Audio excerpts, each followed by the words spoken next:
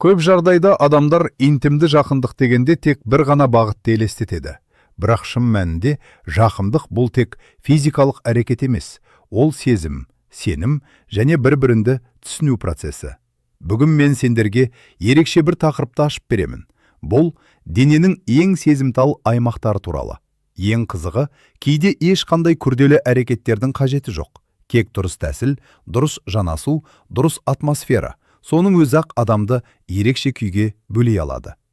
Бұл нұсқаулықта мен сендерге қай жерлер ең сезімтал екенін, қай жерге қалай жанасу керек екенін, қандай әрекеттерден аулақ болу керектігін толық әрі түсінікті түрде айтып беремін. Егер сен өзіңнің немесе серіктесіңнің денесін жақсырақ түсінгің келсе, бұл ақпарат саған өте пайдалы болады. Неге бұл маңызды? Өмірде әртүрлі жағдайлар болады. Кейде толық жақындыққа мүмкіндік болмайды. Белгілі бір шектеулер болуы мүмкін. Немесе адам жай ғана нәзік, баяу жақындықты қалайды. Мысалы, некеге дейінгі шектеулер босанғаннан кейінгі кезең. Жүктілік кезінде сақтық, немесе жай ғана эмоционалды байланысқа көбірек мән беру. Осындай кезде дененің сезімтал аймақтарын білу қарым-қатынасты мүлде жаңа деңгейге көтереді. Ең бастысы, бұл тек әйелдерге немесе ер адамдарға ғана қатысты емес. Бұл екеуіне де ортақ, табиғи нәрсе. Бірінші орын. Мойын және желке. Егер ең сезімтал аймақтардың бірін атау керек болса, ол сөзсіз мойын. Мойын, жүйке ұштары өте көп орналасқан аймақ. Сол себепті, бұл жерде ең кішкентай жанасудың өзі күшті әсер береді. Көп адам бұл аймақты дұрыс қолданбайды. Бірақ егер техника дұрыс болса, жеңіл жанасу, баяу қозғалыс, тыныс арқылы әсер ету. Мұның бәрі серіктесінді ерекше күйге түсіреді. Мойынмен жұмыс істегенде асықпау өте маңызды. Бұл жерде бастысы жылдамдық емес, сезім. Кей адамдарға жеңіл жанасу ұнайды, ал кейбіреулеріне сәл тереңірек әсер қажет болуы мүмкін. Сондықтан әр адамның реакциясын бақылау маңызды. Екінші орын. Құлақ және оның айналасы. Құлақ бұл тек есту мүшесі ғана емес, ол өте сезімтал аймақтардың бірі. Құлақтың артқы жағы, сырты, тіпті жанындағы ауа қозғалысының өзі әсер береді. Мына әрекеттер ерекше әсер етеді. Сыбырлап сөйлеу, баяу тыныс алу, жеңіл жанасу. Кейде ешқандай физикалық жанасусыз-ақ, кек жақын келіп сыбырлау арқылы да адамды толығымен өзгертуге болады. Бұл психологиялық және физикалық әсердің қосындысы. Фильмдерде көретін романтикалық көріністер бекер емес. Ондағы әрекеттердің көбі шынайы өмірде де жұмыс істейді. Үшінші орын. Қолтық асты және санның ішкі бөлігі. Көп адам бұл аймақтарды назардан тыс қалдырады. Бірақ шын мәнінде бұл ең күшті сезім беретін аймақтардың бірі. Неге? Өйткені бұл жерлерде жүйке ұштары көп, тері нәзік, сезімталдық жоғары. Сондықтан жеңіл жанасу, баяу қозғалыс, жұмсақ әсер өте күшті реакция тудырады.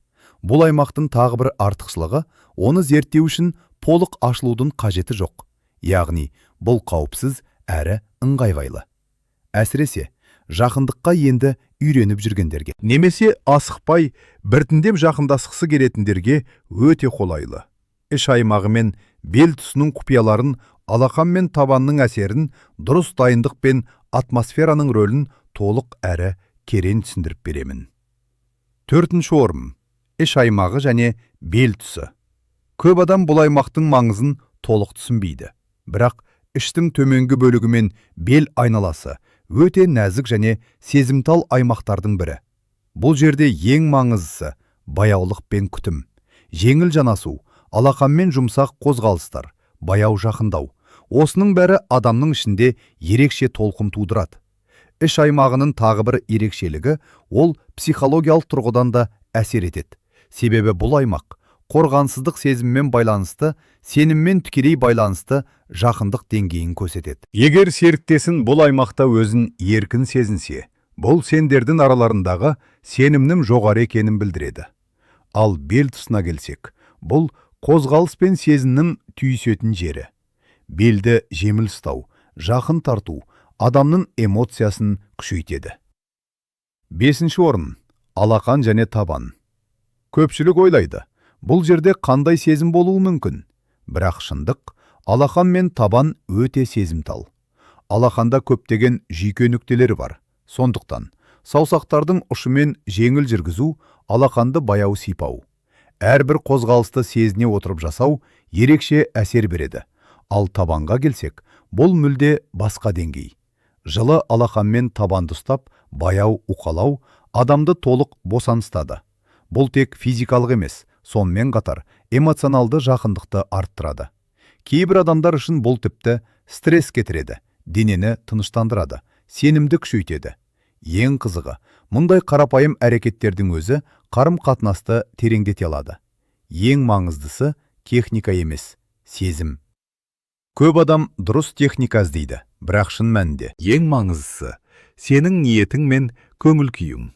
Егер сен асықсаң, тек жасап шығу үшін әрекет етсең, ешқандай әсер болмайды. Ал егер сен серіктесіңді түсінуге тырыссаң, оның реакциясын байқасаң, әрбір сәтті сезінсең, онда кез келген қарапайым жанасудың өзі ерекше әсер береді. Дайындық бәрінің негізі. Жақындық ешқашан бірден басталмайды.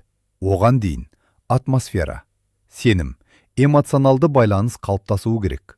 Мысалы, жарықтың жұмсақ болуы, тыныш орта, артық ойлардан арылу. Осының бәрі әсер етеді. Тағы бір маңызды нәрсе тыныс алу.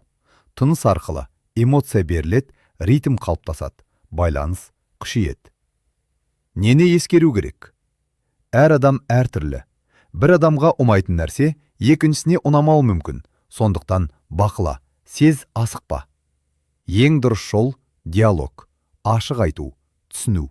Жақындық бұл тек әрекет емес, бұл сезім, сенім, байланыс. Денеңді түсіну, өзіңді түсіну, ал серіктесіңді түсіну, қарым-қатынасты жаңа деңгейге көтеру. Егер сен бәрін дұрыс жасасаң, ең қарапайым жанасудың өзі ерекше әсерге айналады.